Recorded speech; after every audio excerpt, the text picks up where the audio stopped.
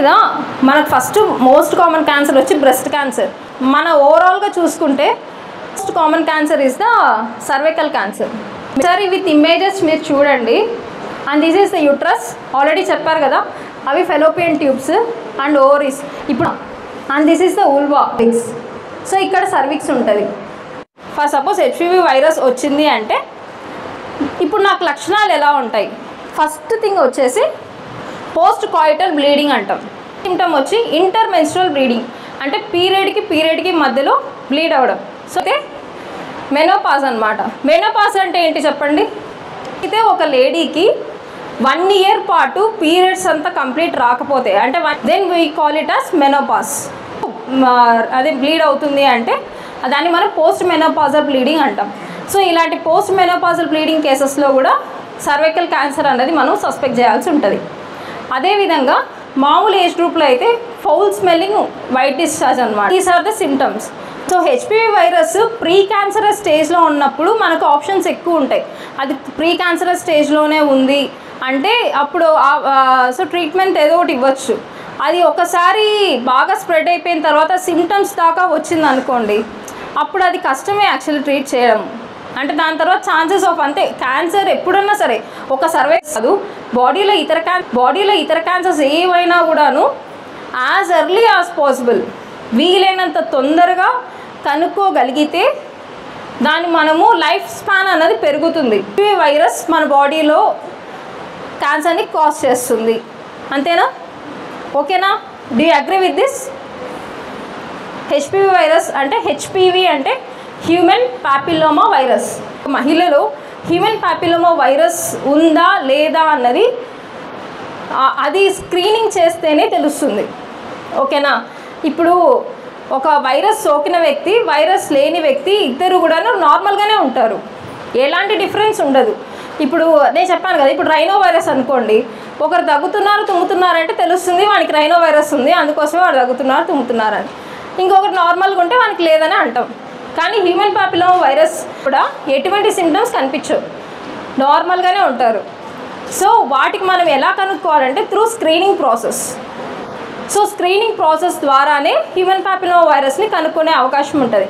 So ఈ process ఎలాగంటే every 2 yearsకి, అంటే ఒక అమ్మాయి 30+ అయిన తర్వాత, అంటే ఒక సెక్షువల్ లైఫ్ స్టార్ట్ చేసిన తర్వాత ఎవ్రీ 2 yearsకి ఒకసారి స్క్రీనింగ్ చేసుకోవాల్సి ఉంటుంది. ఆ స్క్రీనింగ్ ప్రాసెస్ ఏంటి అంటే VIA అనే ఒక టెస్ట్ చేస్తారు, visually inspection acetic acid test. మీరు ప్రాపర్ స్క్రీనింగ్ ప్రాసెస్ అంటే ఎవ్రీ 2 yearsకి ఒకసారి VIA టెస్ట్ చేస్తారు. అది ఫ్రీ ఆఫ్ కాస్ట్ ఉంటుంది and it is a painless process. కానీ సింపుల్, చాలా సింపుల్ ఉంటుంది. అండ్ మీకు ఆ కాన్ఫిడెన్షియాలిటీ, ఆ ఫ్రీ అంటే ఆ ప్రైవసీ అన్నది హాస్పిటల్లో మీకు ప్రొవైడ్ ఉంటుంది. ప్యాప్స్మియర్ అని ఇంకోటి చేస్తారు. సో టెస్ట్ వచ్చి హెచ్పివి ఏదైతే వైరస్ అనుకున్నామో దాని యొక్క DNA టెస్ట్ చేయడం. ఈ టెస్ట్ మనం చేయించుకోవడం వల్ల మనకు ముందుగానే ఒక తెలుస్తుంది. ఎందుకు తెలుసుకోవాలి చెప్పాను కదా. సో వన్స్ క్యాన్సర్ డెవలప్ అయితేనే సిమ్టమ్స్ వస్తాయి. క్యాన్సర్ కన్నా ముందు ప్రీ క్యాన్సరస్గా చాలా స్టేజెస్ ఉంటాయి. ఆ స్టేజెస్ ఉన్న టైంలో ఎటువంటి సిమ్టమ్స్ ఉండవు మహిళకి చాలా. సో ఎవ్రీ 2 yearsకి ఒకసారి మీరు ఈ టెస్ట్లు కనుక చేయించుకోగలిగితే, క్యాన్సరస్గా కనుక్కోలేకపోయాము అనుకోండి, అది పూర్తిగా సర్విక్స్ అంతా స్ప్రెడ్ అయిపోయి, అంటే ఇక్కడ ఈ సర్విక్స్ భాగం మొత్తం స్ప్రెడ్ అయిపోయి యూట్రస్ అంతా స్ప్రెడ్ అయిపోయింది అనుకోండి, అప్పుడు యూజ్ లేదు కదా. ఏ క్యాన్సర్ అయినా సరే అర్లీ స్టేజెస్లో అయితేనే దాని యొక్క అవుట్కమ్ చాలా బెటర్ ఉంటుంది. చాలా అయ్యే కొద్దీ ఖర్చు ఎక్కువే అవుతుంది, ఆ పెయిన్ ఎక్కువే ఉంటుంది, దాని యొక్క ట్రీట్మెంట్ కూడా చాలా సివియర్గానే ఉంటుంది. క్యాన్సర్ రాకుండా ఉండడానికి నేను ఏం చేయగలను? ముఖ్యంగా చెప్పాలంటే అర్లీ సెక్షువల్ లైఫ్ 18 కన్నా ముందుగానే మ్యారేజ్ చేసుకోవడం అన్నది it's not a good thing. 60 years below pregnant అవ్వడం అన్నది it's not good for a women. Next thing is multiple sexual partners. Kill partner రిలేషన్షిప్లో ఉండడం వల్ల కూడా హెచ్పివి వైరస్ అనేది బాడీకి రాకుండా చేసుకోగలరు. అండ్ నెక్స్ట్ థింగ్ వచ్చేసి టొబాకో కన్జంప్షన్, ఇవి చెప్పాం కదా. సో అవి ఇట్స్ నాట్ గుడ్, అది మీకు ఆల్రెడీ తెలుసు. టొబాకో అవి తీసుకుంటే కేవలం సర్వైకల్ క్యాన్సరే కాదు, బ్రెస్ట్ క్యాన్సర్ వస్తుంది, ఓరల్ క్యాన్సర్ వస్తుంది.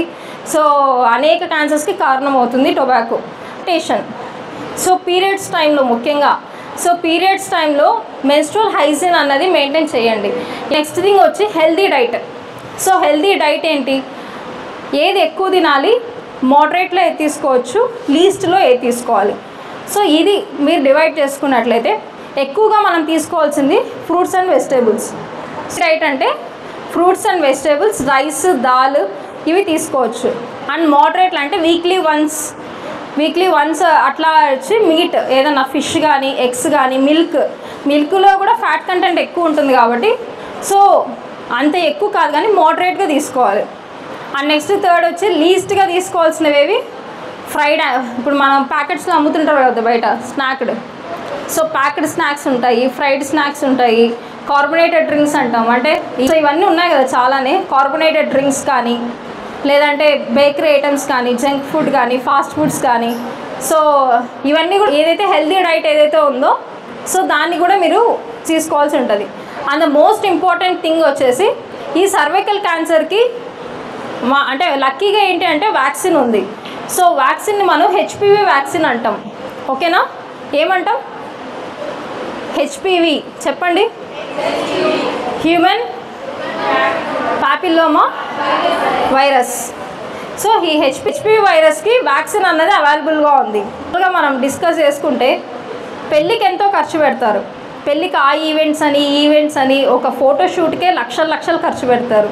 కానీ ఒక వ్యాక్సిన్ వేసుకోవడానికంటే మీరు మ్యారేజ్కి ముందు వ్యాక్సిన్ తీసుకోవడం వల్ల that will benefit you a lot. ఈ వ్యాక్సిన్ ఎవరు తీసుకోవచ్చు అంటే 9 నుంచి 45 ఇయర్స్ వరకు, అంటే 9 to 45 ఇయర్స్ మధ్యలో ఉన్న ఆడపిల్లలు అందరూ తీసుకోవచ్చు. అండ్ ఈవెన్ బాయ్స్ కూడా తీసుకోవచ్చు. ఎందుకు బాయ్స్కి తీసుకోవాలి అంటే ఈ హ్యూమన్ పాపిల్లోమా వైరస్ అన్నది వైరల్ వాట్స్ని కాజ్ చేస్తుంది బాయ్స్లో అయితే. సో కాబట్టి అంటే అమ్మాయిలకి 100% బెనిఫిట్. అండ్ బాయ్స్ కూడా ఏంటంటే వైరల్ వాట్స్ అంట, అంటే బాయ్స్ తీసుకోవచ్చు, గర్ల్స్ తీసుకోవచ్చు. ఏజ్ గ్రూప్ ఏంటి అంటే 9 నుంచి 45 ఇయర్స్ మధ్యలో తీసుకోవాల్సి ఉంటుంది. ఎంత అర్లీగా తీసుకుంటే, అంటే ముఖ్యంగా చెప్పాలంటే సెక్షువల్ లైఫ్ స్టార్ట్ చేయకముందే తీసుకుంటే దాని యొక్క అవుట్కమ్ అన్నది ఎక్కువ పర్సంటేజ్ ఉంటుంది. సో 9 to 14 ఇయర్స్ మధ్యలో తీసుకుంటే 2 డోసెస్ తీసుకోవాల్సి ఉంటుంది. 14 క్రాస్ అయ్యి ఉంటాయి కాబట్టి 3 డోసెస్ తీసుకోవాల్సి ఉంటుంది. ఇట్లా కూడా భవిష్యత్తులో రావచ్చు, వచ్చినప్పుడు మాత్రం నిరాకరించద్దండి.